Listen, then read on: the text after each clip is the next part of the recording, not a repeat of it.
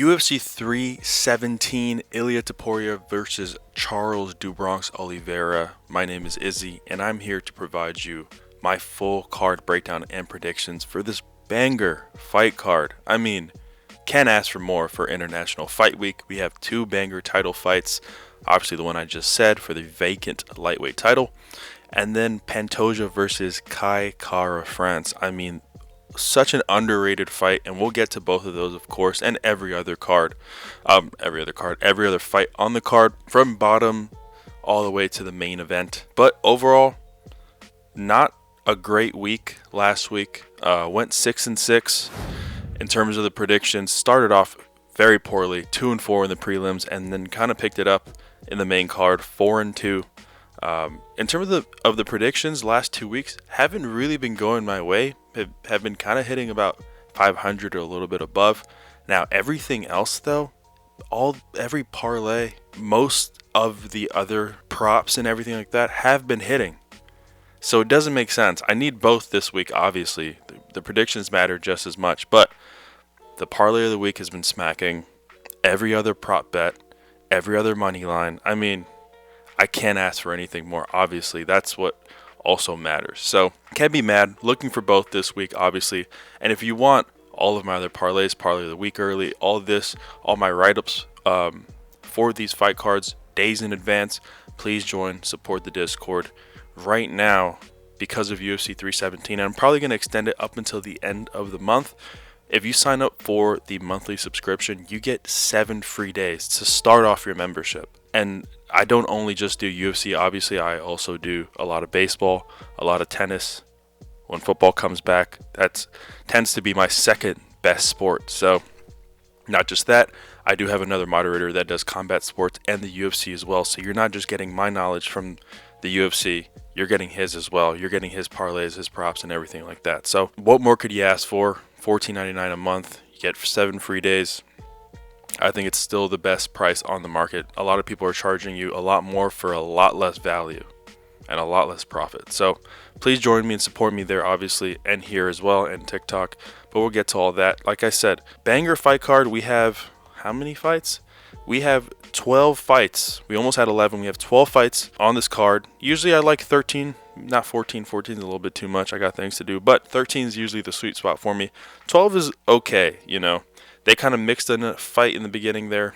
Don't really like it, but that's the fight we're going to start with anyways. But anyways, let's get straight to it. I won't waste your time on some of these fights in terms of depth and detail, because some of these, I mean, we don't even really need to go into detail. But we'll cover the big ones. We'll cover the big ones in depth, because there is a lot to talk about for those. But regardless, let's just get straight to it. Topuria versus Oliveira, banger fight. Now, Christopher Ewert versus Jackson McVey. Now, Jackson McVey was supposed to fight Cedric Dumas. Dumas is in prison. I'm not even trying to make a joke. He's in prison. He was training in prison, but he has an ankle monitor that he thought miraculously was going to come off. So he can fight, and they brought in Chris Ewert, who was scheduled to fight sometime in August, I believe. McVey just fought about 2 weeks ago, picked up a TKO win, and Ewert's kind of a dog as well, I'm not going to lie. Both undefeated prospects. Ewert was actually supposed to fight on Contender Series in August. Now they're giving him a chance that he doesn't even need to go through that. Like I said, giving him a chance. Supposed to fight August 12th. He is currently 7-0, 5 TKO victories, all in the first round, two decision wins as well. You know, obviously he has a lot of power, a lot of strength. Does get clinched up in the cage a little bit too much for my liking. When he scrambles, he doesn't get himself in the best positions. Also, kind of seems like he could gas too if he's in those clinch and grappling situations a lot, depending on who he fights. And Jackson McVey, 6-0 American, 4-0 in LFA. Just nasty, just knees to the body, clinch, knees to the body to Mateo Garner. It was nice. He was throwing elbows in the clinch. That's not just his skill set. He has a lot of sub wins as well. 3 sub wins out of his 6 professional fights. Has only lost once by sub. Has never been finished. He looks a little green, I'm not going to lie, on the feet. Yeah, he still throws a lot, but Listen, I mean, I think if Ewert connects, it could be scary for him. What I like about McVey is that, like I said, in those situations, we kind of saw Ewert in the regional scene get clinched up a little bit too much, pressured a little bit too much, and he didn't really know what to do in those situations. He never really tried to. He wasn't really defending properly, so kind of like McVey a little bit more here, just a little bit more. I just think that in a fight like this, if Ewert doesn't put him out in the first round, at some point he's going to get taken down. Probably going to give up his back. I've seen it already, and then he's probably going to get choked out. I don't know if this fight is going to go to a decision, to be honest. Both of these dudes, this is kind of like a contender series fight to start off this banger pay-per-view card, to be honest. We're kind of getting a contender series fight. In terms of the odds, obviously, they had just come out. I'll use FanDuel since that's the one that I'm able to use in New York. Ewert is minus 158 right now. He's opening at 130, and McVey is plus 124. I believe McVey was in a favorite against Dumas, but slightly. Now he's an underdog, and I don't hate it. First fight of the night, picking a dog, why not? Like I said, I think he's going to be able to get his back. So give me Jackson McVey to win by submission. Next fight, Jhonata Diniz versus Alvin Hines. Now, Jhonata Diniz is coming off of a loss. Off of a loss? Yes, I'm sorry, to Burrow. That was he was supposed to fight twice after that, both canceled bouts. Last one being Tafa. So they bring in Alvin Hines. Now, Diniz has been in the UFC for a little bit now. 2-1 so far. Murdered Austin Lane. Beat Carl Williams by decision. Kind of a nasty win to beat Carl Williams by decision. But he was stuffing a lot of takedowns. That's what you want to see. Me thinking that, I was like, Topuria, easy work. Topuria literally just controls him and beats the ever-living hell out of him on the ground. So ever since then, I've been like, I don't know how this is going to go. Now, Alvin Hines, 7-0 prospect, 33-year-old prospect, I might add, 5-0 in LFA, has 4 straight finishes, 3 by TKO, 1 by sub. I'm a bit afraid if this gets to the ground for Diniz. I think Hines' wrestling is definitely a lot different than Topuria. Topuria's just his entries are a little different. He's a little smaller and stockier. I feel like when you're just about the same height, 2 inches isn't too crazy, but they're going to look very similar here. And just in terms of the reach, I mean, Diniz, 5.5-inch reach advantage. We don't have the leg reach for Alvin Hines, but that's going to be major because he's going to be popping and jabbing, and just making sure that he's not getting pressured on the cage. And even if he is, I think that he can take a lot of approaches the way he did against Carl Williams, just in terms of just getting under all those hooks that Alvin Hines is going to be trying to do and just trying to take him down constantly. On the feet, there's no question Diniz is better. Now, if it gets past the first round, am I a little bit afraid? Sure. I think Diniz is still a little green as well. I just don't think it gets out of that first round. Diniz right now currently is minus 350. Was minus 235. Probably a way better price if you wanted to take him. Minus 350 is a little bit too much for me. But I still like him to win, and I think he's going to be able to put out Hines in the first round. I don't think he's going to be playing games. He was supposed to have a fight against Justin Tafa. Probably would have went that way anyways. So he's trying to replicate that. So I do like Diniz here. So give me Jhonata Diniz to win by knockout or TKO. Next fight.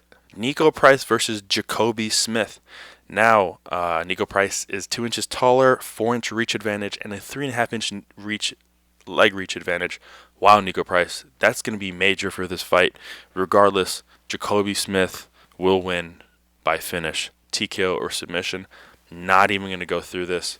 Not going to waste my time. Jacobe Smith is minus 3,000 because he looks like he's going to be a monster in this division. And Niko Price got knocked out by just a flare uppercut to a retired Robbie Lawler. Not going to waste my time. Give me Jacobe Smith to win by TKO or submission. And that does the early prelims. Now, Terrance McKinney versus Viacheslav Borshchev. Borshchev is an inch taller, but McKinney does hold the 4.5-inch reach advantage, which is going to be big for him. And Borshchev holds the 1.5 1.5 inch leg reach advantage, which will be massive for him because as we know, he's a kickboxer. He is not a wrestler by all means. I mean the exact opposite. McKinney, on the other hand, is pretty well rounded. It's just his gas tank kind of sucks and his IQ is even worse.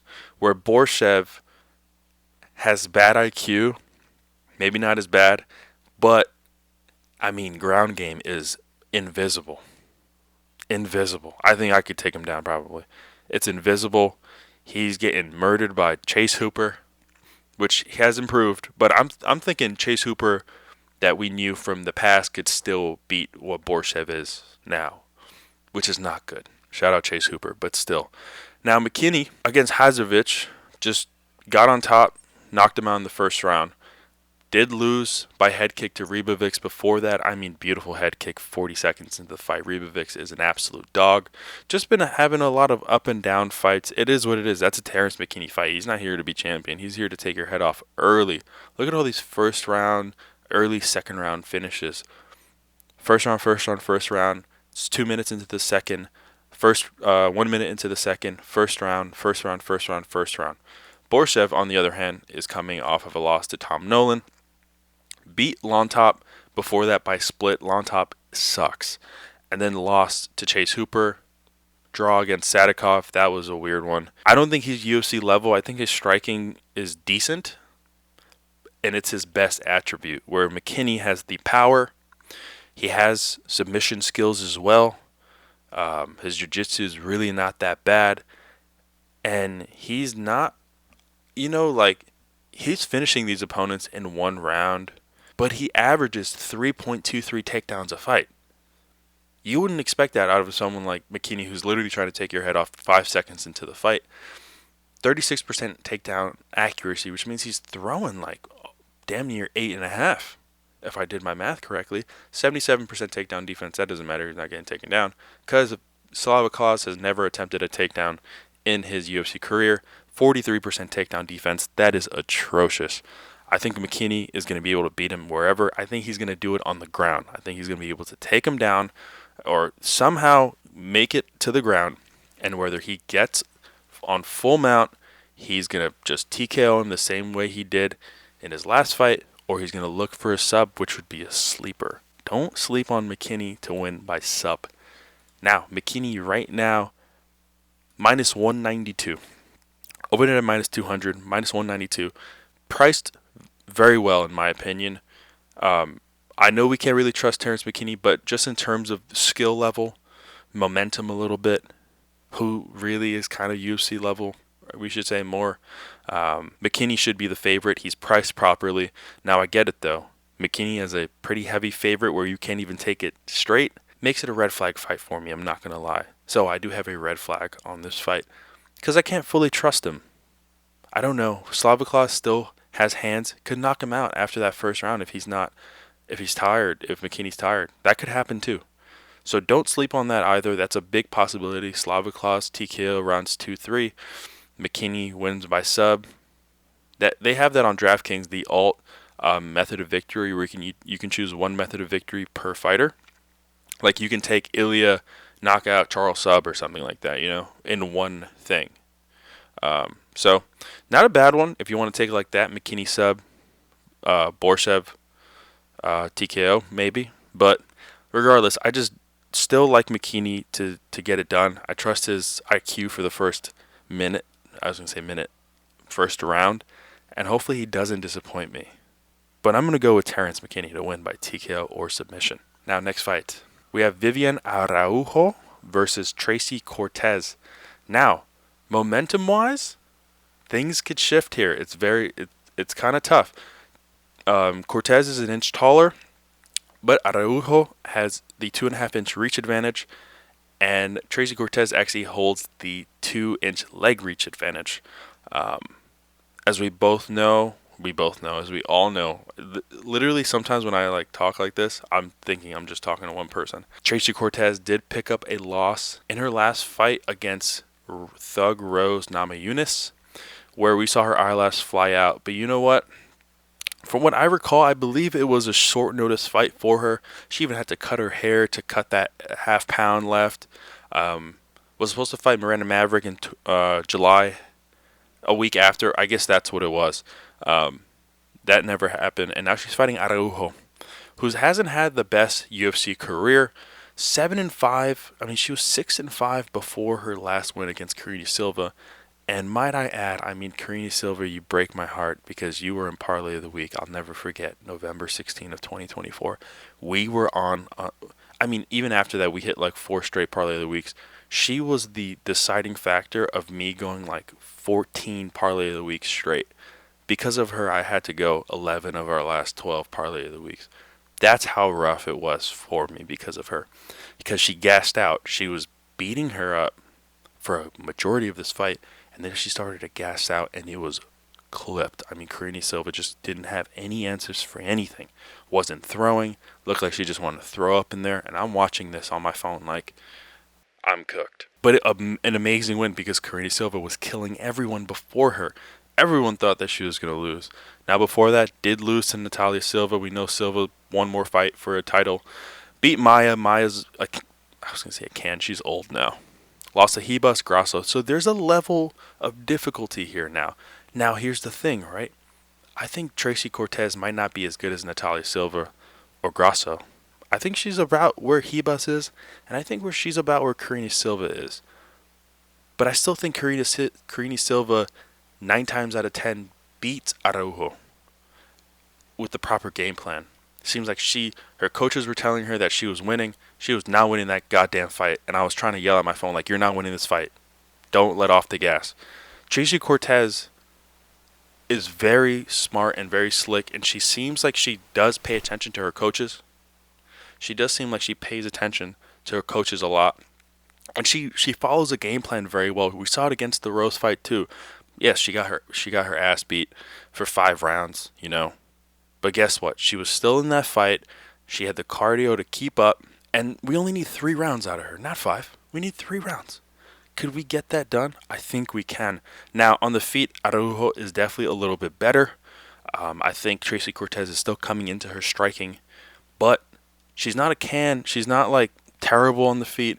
We just know she's a wrestler. We saw her fight Jazz Davicius, and she was thrown down on Jazz Davicius. Very close fight. I had Tracy Cortez as a dog. People had Jazz Davicius, thought it was a robbery. No robbery. Close fight. Could have gone either way, to be honest. Wouldn't have been mad. But she was thrown down with her, too. Because she knew the wrestling pedigree that Jazz Davicius had.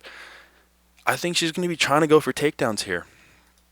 As she should, to be honest. Tracy Cortez averages 2.9 takedowns a fight. 45% takedown accuracy. So around like 2.5, 2 and change, or 4 I should say, averages about like 4 attempts. Now prior to that Jazz Davicius fight where she didn't land any takedowns, she took down every single one of her other opponents in the UFC. Viviane Araujo, 80% takedown defense, not bad. 1.86 takedown average as well. She's really not looking for him that much. She had 3 against Karine because Karine was gassed. Had 1 against Natalia Silva, 2, none against Ribas, 2. You know, there's no crazy numbers here, and it really depends on the fighter too and who she's fighting. I don't think she's going to be looking for takedowns here. I think in scramble situations she loses. I really do like Tracy Cortez here. Now, Tracy Cortez is minus 265 on FanDuel. Little too high for my liking. 235. Yeah, probably around, I would have said around a 220, 225 maybe.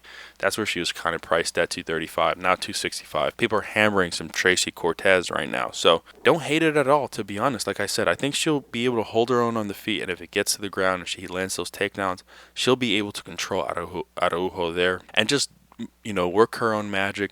Maybe even try to go for a finish, even though I do think that this probably goes all 3. I think she can win 2 rounds here. I think she wins all 3, to be honest. And I think she probably wins those first 2 very decisively. So give me Tracy Cortez to win by decision. Next fight, we have Hyder Amil versus Jose Miguel Delgado. Now, Delgado is 2 inches taller, has the 3-inch reach advantage and the 2-inch leg reach advantage. Everything. Hyder Amil does kind of look like Dominic Cruz here. Kind of freaked me out just now. But Delgado, in terms of anatomy, has all the advantages. He's a little lankier, A little longer, you can tell too. He's so dangerous, and he's only lost one fight. Hyder Amil, undefeated, 11-0. We'll get to Hyder Amil first. Amil. I combined his two names. 3-0 in the UFC. Two TKOs or knockouts, and then a split decision win against Gomez. I had him too to beat Gomez. Thank God. Decent win. He seems very well rounded as well. We saw against Fernie Garcia, he was just attacking him. He was pushing Fernie to the cage, trying to land some takedowns, punching him up. Fernie, not his weight class, obviously, and got cooked. He got cooked. Knocked out Lee because, like I said, he has strong hands. He takes a punch. He can throw a punch, but he has to also take a punch at the same time. Jose Delgado, 1-0 in the UFC. Obviously, Contender Series, TKO win, and then beat Connor Matthews. I mean, listen, Connor Matthews was already on a one-fight losing streak by TKO. Now he's down 3 straight. I'm not saying Connor Matthews is like, oh, great and all, but Delgado looks so good in there. Just everything. Just his hand speed, his movements. He looked like an absolute killer in there. And I'm not gonna lie, I'm a bit afraid of how this fight's gonna go, because I do think that Jose Delgado has some challenges presented to him, like versus someone like Hyder Amil. But in terms of the striking, I just think that Delgado's just much smoother, crisper. I think he's gonna land the better shots. I don't think Hyder Amil's gonna be able to land that many takedowns either. I kind of think he's kind of going to be on his back foot a lot, even if he's the one trying to push the pace a little bit, press forward. I just think that Delgado is going to be able to counter a lot better. And I think through 3 rounds, I think he's going to be able to just put more work. I can see Amil being a little bit more swollen, a little bit more beaten up. I think he just needs to win 2 rounds. And I think Delgado could do that. He's a lot more polished, I would say. And he has a lot more potential in my opinion. So I'm most likely going to go with him in terms of we'll see what these parlays look like. But Jose Delgado, minus 172, open at a minus 140. God, I wish I had that price. That's beautiful.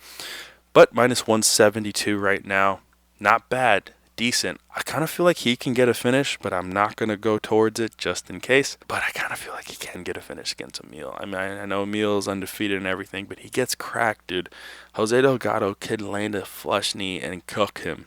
But regardless, I'm going to go with Jose Delgado to win by decision. Next fight, we have Jack Hermansson versus Gregory Rodrigues. Now, Gregory's going to be 2 inches taller, but Hermansson's going to have the 2.5-inch reach advantage and the 3.5-inch leg reach advantage. Pretty massive for him. The only issue with that is that he is not a striker. He's going to be looking to take Gregory Rodrigues down. Now, he did pick up a win in his last fight, which was a 5-rounder against Joe Pyfer, where he lost the first 2 rounds and then just began to dominate him. Joe Pyfer gassed out, obviously. And then Jack Hermansson was just controlling him doing what he wanted to Joe Pyfer. And Gregory Rodrigues coming off of a also main event loss against Jared Cannonier. Guess who had Cannonier as dog odds? Thank you very much. But regardless, he was piecing up Cannonier early. Cannonier survived and just was throwing it at him after that. I mean, veteran performance there. Before that, though, 3-fight win streak. Tallulah, Brad Tavares, and then CLD were 2 TKO wins, and CLD was just controlling him on the cage, just doing what he had to do, because he knew CLD's a striker. He needs to, not give him his range and just work and just pressure him as much as possible. Now, this fight's a little interesting because Jack Hermansson's going to be looking to do that. He's going to be looking to take down Gregory Rodrigues, because that's Hermansson's game here. Hermansson, 1.5 takedown average. Takedown accuracy 30%, so he's averaging about 4.5, a little bit over that. Win losses, lost to Delitse because Delitse was able to just get on top mount and just TKO him there. Gregory Rodrigues, though, great on the ground. I mean, he's a grappler at heart who's fallen in love with his hands, black belt and everything, like a real black belt. He just has so much power that he's like, fuck it, I'm gonna strike with you. And because this is a 3-rounder, I favor Rodrigues a lot more. I just think that he's going to be able to let his hands go. He had a very tough loss in his last one, but he was winning the early rounds. Now, if Hermansson wants to win this fight, he cannot let that happen. As long as he wins one of the first two, I think he might have a chance of winning this fight. I just think Gregory Rodrigues is going to put a lot more output out there, and I think he might even put him to bed. Gregory Rodrigues right now, minus 240. Don't hate it. Open at minus 215. I could see the price going about 250, 260 before fight time, but I like Rodrigues here. Like I said, Hermansson gets hit a lot too. Given the power that Rodrigues has, might not be Joe Pyfer power, but he has more precision. He has a lot more combinations than a Joe Pyfer who's just looming hooks. I think he can put him out too. So give me Gregory Robocop Rodrigues to win by TKO or decision. On to the main card. Payton Talbott versus Felipe Lima. Payton Talbott, 4 inches taller. Holy shit. 2.5-inch reach advantage, 2-inch leg reach advantage. Everything beautiful for a striker. I mean, this is what you want. And I'm not going to lie, Felipe Lima being the grappler, being a little shorter, works to his advantage a little bit because he's going to be ducking in there. Talbott's not crazy with the knees down the middle or anything like that, so he doesn't have to worry about that. Also, Talbott's last loss, he's going to be not worried about kneeing him in those clinch exchange situations. He's going to be worried about getting taken down because he has PTSD. And we'll talk about that fight because Talbott lost his last one to a Raoni Barcelos who we saw last week because he beat Cody Garbrandt by decision June 14th. Now, before that, never lost, killed Gamori, killed Simon. Aguirre had presented some problems with him on the ground, but he was scrambling well. Aguirre not UFC level, but was scrambling, did well, and was able to choke him out in the third round. It was a fun fight. Looked a little regional, I'm not going to lie. But listen, we saw him knock out Simon and then knock out Gamori. He has hands. The kid has hands. He has speed. He has the flair, the aura, whatever you want to call it, okay? And he's growing his hair out, so the aura is back. Regardless, Felipe Lima, dog, 14-1, 2-0 in the UFC. Came in on short notice against Naimov and choked him out. If you know me, I love that. And then Miles Johns, unanimous decision. Now, that Miles Johns fight, he absolutely won that fight. A little bit of a weird one, I'm not going to lie. And I had him on Parlay of the Week, so I'm allowed to say that I was very much rooting for him. But even I was scared a little bit. I was like, he's kind of getting tagged a little bit. Miles Johns is a little stocky fellow. Not really doing what I thought he was going to do. After that Naimov fight, I'm like, he should kill Miles Johns. Miles Johns lands for a takedown, Gilly. It should be that easy. Arguably, Naimov, better fighter than Miles Johns. Could he have lost to Naimov if Naimov had a full camp? That's what I'm starting to think a little bit. I'm not going to lie. And that scares me a bit because I think he's such a great prospect. But I also think Talbott is too. And because Talbott lost his last fight, he is a plus 150. He's a plus 150 right now. And I'm not going to lie. I kind of want to go on the Talbot train. I should rephrase that. But you know what I mean. Regardless, his striking is so crisp. I'm not saying he has to stuff every takedown. I just need him to stay away from the goddamn fence. From the goddamn cage. Stay in the center. Work. Do what you have to do. Felipe Lima can get hit. Now, his name is Jungle Boy. You know what that means. He wants to get on your back and choke you out. He's smaller than him. He can probably do it. I don't doubt that, honestly. Lima seems like a better, well-rounded prospect. He's been doing this a lot longer. Seems like he really cares. Not saying Talbot doesn't. Talbot, though, has a lot of extracurricular activities, which is so fire that I think it's fire. But regardless, I still think he's on the feet. He's better than a lot of people in this division. I'm talking, if we were to rank just striking, he's in the top 15 in this division, 100%. No question. Probably top 10. Not going to lie. But he's still a little green, and Lima is too. So it's going to be interesting to see those exchanges on the feet. I think Talbot still has a chance here. I think he's going to dig to the body a lot. I think he's just has the faster hands. I think he's going to be able to piece up Lima. If Lima gets a hold of him, though, at any point before, if there's like a minute left, I'm okay.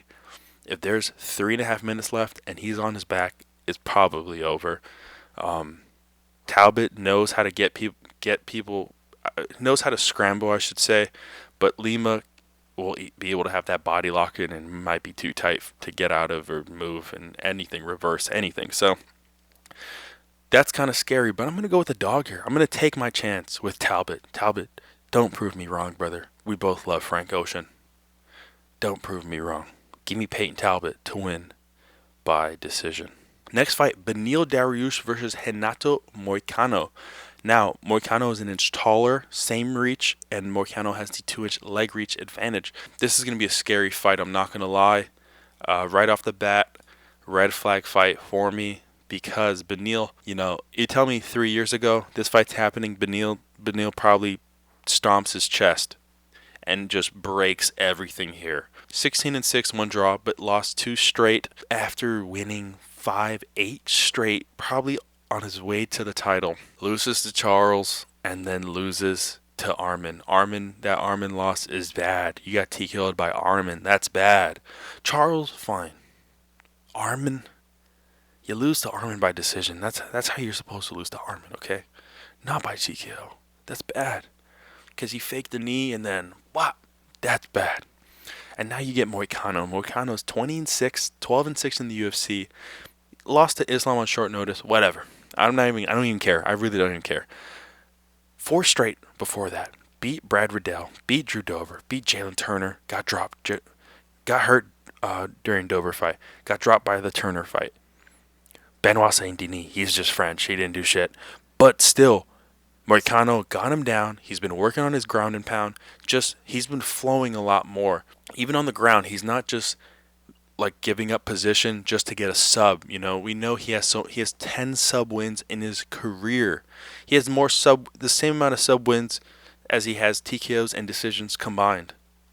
Half of his wins are by sub. That's what I really meant. I don't know why I said that in so many ways. When you're supposed to fill out a page like an essay for school and you're just writing the same thing over but in different ways? That's literally what I just did. But regardless, he's flowing so much better. We saw it in the Jalen Turner fight. We saw it in the Saint Denis fight as well. He's just moving around. Saint Denis just gasping. He's drowning, but he's trying to get up. And he's just moving. He has the lock in, and he's just beating him up. Elbows, hits, just hammer fists, everything you can throw. He's been working on his ground and pound so well. He's not just a submission artist. He doesn't have the power. He doesn't need it, though. He really doesn't. I think a lot of these matchups are favorable to him once he gets to the ground. It's about getting it there. And Beneil is one of the hardest people to get there because Beneil has a 80% takedown defense, but he's been trying to get taken down. Gamrot took him down 4 times. 4 out of 19. That's what I was waiting for. 21%. Gamrot took him down 4 out of 21 times. Gamrot, who averages 5 takedowns a fight, 36% takedown accuracy, took down Ludovic Klein 6 times. That was a different type of fight. He took him down and kept him there. 8 minutes and 50 seconds of control on the ground, and then the Beneil Gamrot only had 2 minutes of control because Benny is very good on the ground. He's able to move very well, and on the feet we saw him crack Gamrot, and Gamrot has a chin. If he lands that same punch against Moicano, it might be wraps. But my issue here, right, my biggest issue, this is what I really wanted to say, is a lot of this fight game, and it's something that I've tried not to ignore, even though sometimes I'm biased and I want to ignore it, but I can't, is momentum. And you've lost 2 times by TKO in the first round, and Moicano has technically won 4 straight, and he lost to the champ. That's a win in his book. He's loving it because he got paid. That doesn't change his momentum. Beneil needs a win. Moicano really doesn't. So that could mean 2 things. Beneil's going to come out here guns blazing, knows he needs a win, murder Moicano, because like I said, before those 2 losses, this line would not be the way it is. Moicano would be a plus 200 underdog. Benny would be minus 270 or something. And now Beneil's the underdog. So what's going to happen here? I don't know, and that's why it's a red flag fight for me. I'm going to still ride with Moicano because of momentum. Will I want to add this to anything? Probably not. Moicano, minus 122 was a minus 180. People are riding with Benny. Minus 104. I thought it was disrespectful too, I'm not going to lie, and I love Moicano. I watched him give that speech at MSG in 2023. It was electric. Or 2022, I'm sorry. 2022. Yeah, 2022. It was electric. But I'm still going to ride with Moicano here by decision. I think that it could be very close, but I'm just a bit afraid. So give me Jhonata Moicano to win by decision. Next fight, Brandon Royval versus Joshua Van. Now, Royval was supposed to fight Manel Kopp. Kopp, of course, hurt. Shocker. If I had $1 for every time that happened, I'd probably have about $12. I could get myself a nice sandwich or something. But that's a lot of fucking times when you're a fighter who's like 31. Regardless, Joshua Van comes in after beating the shit out of Bruno Silva and just like 3 weeks notice? Okay, even better. I don't have to think about it. And Brandon Royval, top of this division, absolute slugger. Just even me, counts him out countless times. Time and time again, I count him out. And what does he do? He keeps proving me wrong. Royval, 4 inches taller, 3 inches in reach advantage, 3.5 inch leg reach advantage. Beautiful for him because he's facing a striker as well. And listen, Joshua Van is probably the better striker or better boxer. I'm sorry, Royval is the better striker. I think he's able to mix it up well. His knees are dirty. That shit that Armin caught Benil with, Royval could probably do that to Van. Given Van's a little shorter, even when he throws, yeah, he's tight a lot of the times, which is good. I mean, it's his stance. He's tight, but there's times where that chin is open. We saw it against energy, and I'm going to say that time and time again. That energy loss is very important in terms of a fight like this because Royval's longer, taller, rangier. He's able to get that uppercut just a little out of range, and he can still land that against someone like Joshua Van if he's moving back and he's not careful. Royval's dangerous, and he's not just dangerous on the feet. It's not even his best attribute, really, in my opinion. He has a ground game that's nasty, and we have an opponent who has no ground game. And I just also need to make a disclaimer. There has not been a single time so far in Joshua Van's UFC career that I have bet against him. So don't call me a hater. Literally, never. All 8 fights, 7-1. Yeah, I lost that Charles Johnson fight too. 4 wins after that. Chirez, Cody Durden beat him up. Soroya beat him up. Bruno Silva, TKO. Royval, like I said, 9 wins by sub. He has more wins by sub than TKO and decisions combined. 2-fight win streak, both by split. Lost to Pantoja. Was doing better in the later rounds. Beat Moreno by split. I think he won 48-47. If you gave it to Moreno, I guess wasn't a robbery at all. Crazy, even if you think that. One judge gave Moreno 49-46. They need to lay off the crack. Then Topuria Tyra, split decision too. I mean, Tyra just a lot of control too. But ultimately, Royval does a lot more. Just does a lot more on the feet. Just able to do a lot more. His output is insane. Fire fight. 2 5-rounders, and now he has a 3-rounder. That's my one fear here. If it wasn't Van, because Van obviously is a slow starter as well. Usually, he loses that first round, picks it up second and third. Royval's a little similar. He still slugs in the first, but he really picks it up 3 through 5. And he's not going to be able to here because they're both going to need to start off super fast. This is a number 1 contender fight, essentially. Even if Royval wins, I know he's lost to Pantoja. Even if he loses, even if he wins, he should be next, to be honest. And if Van wins, he's 1,000% next. But regardless, Royval's just throwing so much output. I mean, 4.46 significant strikes per minute, only gets hit 3. And Van, 8.2 significant strikes per minute and gets hit 5. These numbers are not going to be like this come fight time. I think Royval's going to be throwing just as much, if not more. I think Van might be a little more stagnant because he's the smaller, less rangier fighter here. He's going to be shorter. He's going to be looking for power shots more. He's going to be looking to win that way. Where Royval knows what he needs to do against a striker the same way he did against Moreno. Output, output, output. You throw these combos, something's going to land. Now, here's the thing. Does Royval implement the wrestling? Maybe. He averages less than a takedown a fight. But guess what? He lands one. He gets on Van's back. He's not going to hesitate to try to sink in a choke. Because he doesn't want to keep this on the feet either. Because Van is drowning on the ground. And you put him in a bad spot there, Royval's going to be able to work. He might even get a TKO from that point. Royval's going to be looking to take this to the ground at some point as well. He should, at least. 75% takedown accuracy on less than one takedown a fight. He's not looking for them. But he landed 3 against Tyra, 1 against Moreno. Did obviously none against Pantoja because Pantoja is a monster.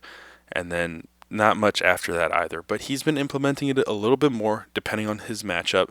And I think if he gets in close, he'll be able to just sweep, do something nice, and just be able to land something there. Sorry, I spoke so much about this fight. This is, I think, the best fight on the card, to be honest. Royval plus 102 right now. Opened as a favorite and then became a dog. Joshua Van right now minus 130. Coming in on short notice as a minus 130. Momentum, sure. Royval has momentum too. Striking, even. Van probably more power. Royval more output.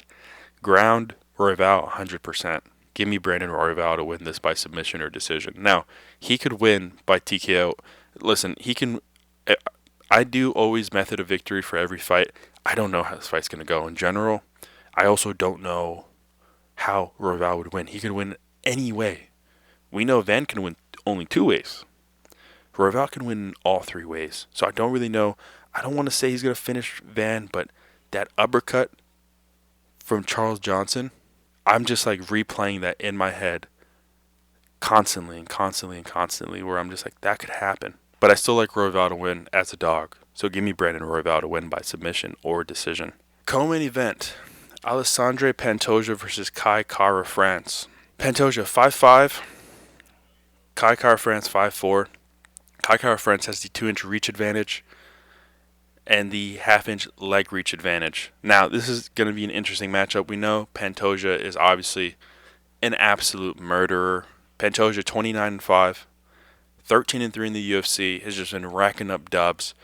Just, hardest matchup so far has been Steve Erceg, which is funny to say, but I think Erceg just so much range, has so much more range, has the power on the feet. Kai Kara France 25-11, 8-4 in the UFC. Knocked out Steve Erceg in the first round by TKO, and then lost his last 2, Amir Albazi and then Moreno. That Albazi one was a split decision loss. Kind of felt like he won that one, to be honest. And then Moreno, just body kick was nasty. That liver kick was nasty. But guess what? That was 2022. We're talking about 5 years ago. 3 years ago at this point. Now, Kai Kara France hasn't been that active. Obviously, he was supposed to fight Manel Cobb, got hurt. Steve Erceg, fire win there as an underdog too. But regardless, they fought before. Ultimate Fighter 9 years ago. Pantoja obviously just controlling him a lot. Just stylistically, we knew that Pantoja was going to take him down. Wasn't really letting Kai Kara France let off a lot of offense in that fight. Probably going to have to do the same here. The only issue I think now is just Pantoja gets hit a little bit more. He's just a little bit more of a slugger, which is fine. It works to his advantage because you keep hitting him and he just keeps coming back and you're like, what the hell do I have to do? But in terms of a Kai Kara France, if you get hit by Kai Kara France, it might be a little scary. Even Pantoja said in the past, the reason why I fought him the way I did the first time is because I know he's probably the only one that can knock me out and hit me really hard in this flyweight division. Now, Kai Kara France obviously hasn't won that much lately. He's 1-2 in his last 3, and he's getting a title fight because he beat Steve Erceg. Okay, fair. Not much, other fighters that Pantoja can, fight at this point. But just in terms of standing, anyone has a chance against Pantoja standing, obviously. We even saw Royval start picking it up a little bit more on the feet. KKF stays in there for 5 rounds. He'll have chances in the 4th and 5th. 1st, 4th, and 5th probably. Mostly 1st and 5th. Rounds 2 through 4 are really the ones that are close. We saw Usyk have close rounds, 2-2 going into the 5th, and Pantoja stole that 5th one. And then we have KKF, who seems to be working on his takedown defense, but gives up his back so damn much. It's hard to pick him here because of that fact. On the feet, though, probably still has the advantage with the hands. The kicks, I think of that body kick. Is Pantoja going to throw that again? Could he throw that? Or again, that was Moreno, but you know what I mean. He knows that. He knows his body's liable to being open for those shots. If I'm KKF, I'm not even worried about my faith. I'm worried about my body. Because the lower you are here, the more you get hit, whatever. Lower you are here, the more you're going to be able to stuff these takedowns as well. Get ready for those shots. Even if Pantoja doesn't throw all the way. You know what I mean? So that part's going to be a bit scary. But aside from that, I think KKF has a shot. I'm not going to pick Hardcore France, but I think he has a better shot than a lot of people think he does. Because if we're being honest, he should be on a 2-fight winning streak. He should have beat up Ozzy, and he knocked out Steve Usyk. Now in terms of the odds, Pantoja, minus 265 right now. Not bad. Is the champ. If he was so dominant, this would be minus 400. But he's not. Just keep that in mind. If he was the dominant champ, he is a dominant champ, but if he's supposed to walk through Kai Kara France, he would not be minus 265. Because he's going to be on every single person's parlay at minus 265. Because you only need one other person to make that even odds. You put that and Tracy Cortez, or Terrance McKinney, that and Jose Delgado, that and Gregory Rodrigues, that and Felipe Lima. And you're getting plus money on most of those. He should be a minus 400 then, but he's not. Because KKF has chances and he will have chances. Plus 200, not the worst. Might take a little spread. Hopefully he doesn't get finished, choked out. He's not getting TKO'd, but maybe a body kick. But mostly sub. I like Pantoja though. I still think he's going to be able to do enough. He's going to get enough control on the ground to win rounds. And I think it's going to be close. I think KKF is going to have chances. He's going to have chances, for sure. But give me Alexandre Pantoja to win by decision. Main event time. We have Ilia Topuria versus Charles Oliveira. Now, Charles is 3 inches taller, 5-inch reach advantage, 4-inch leg reach advantage. This would all be a lot better if he had a different type of fight style. Now, these things will matter if Oliveira gets in clinch situations. Because he can get a sub. If there's one way he can beat Ilia, it's by sub. Because he's a lot longer, he's skinny, he has these long arms. Topuria could get choked out. Topuria, obviously, very sound on the ground. First 7 wins, we all know. Professionally by sub, whatever. Zombo background, or you know what I mean. Whatever. Fall in love with his hands at this point. Has the power. Not fading Topuria. In terms of just, and he's the most well-rounded fighter and probably champion, I would say. Even more well-rounded than Islam. I'm not saying he's better, but I think just in terms of everything, in terms of his wrestling, grappling, and striking, he's better than everyone else right now.